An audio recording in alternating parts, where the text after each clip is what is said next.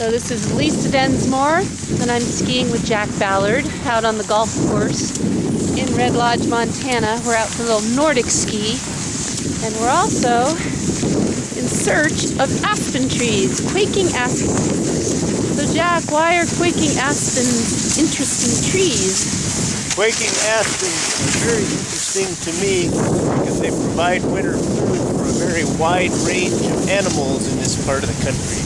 And in this part of the country, there are lots of ungulates, particularly on this golf course. You can always see a few white-tailed deer, well, not just a few, but dozens, browsing all winter.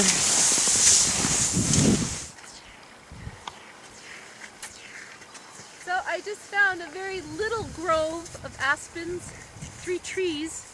You can always tell Quaking Aspen, it's got a real smooth bark that's sort of grayish white, a little bit of green in it, and it's got these telltale black scars all over it that give it a very pretty look. You know, a grove like this, if it were in the wild growing, probably was a clone. All 3 trees were a clone out of the same root.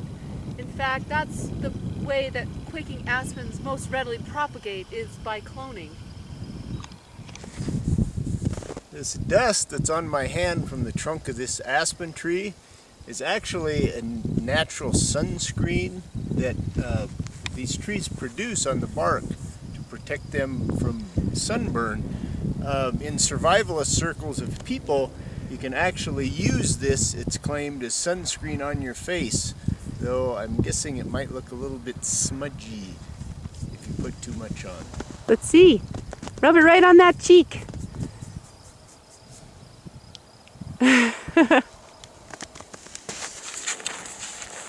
Lisa, look, this little grove of aspens are younger trees than that last one we looked at.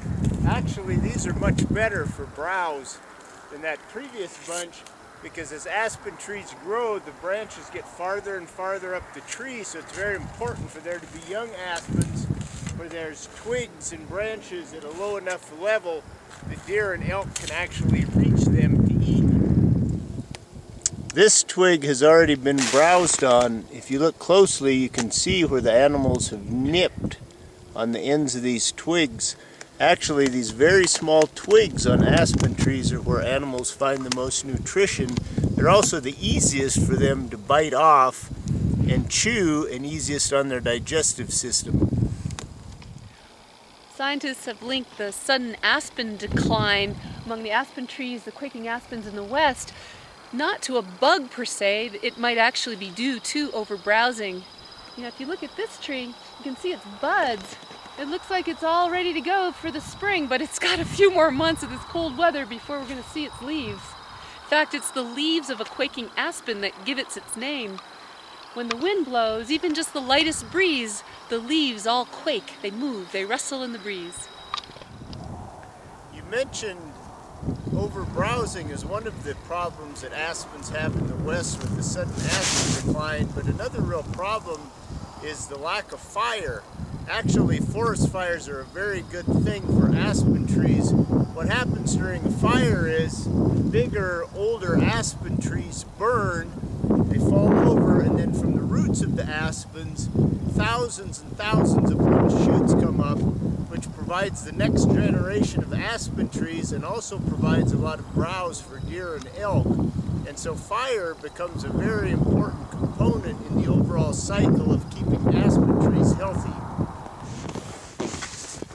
So it's unlikely that this quaking aspen is actually going to have any flowers and any seeds. They rarely do. In fact, it's the wildfires that are most apt to help them propagate. So hey Jack, I think we should keep on skiing. We're going to lose our light pretty soon. It's going to get cold. You know the nice thing about being an aspen tree? What's that? You get to go inside after dark. No, that's the nice part about not being an aspen tree. That's what I meant.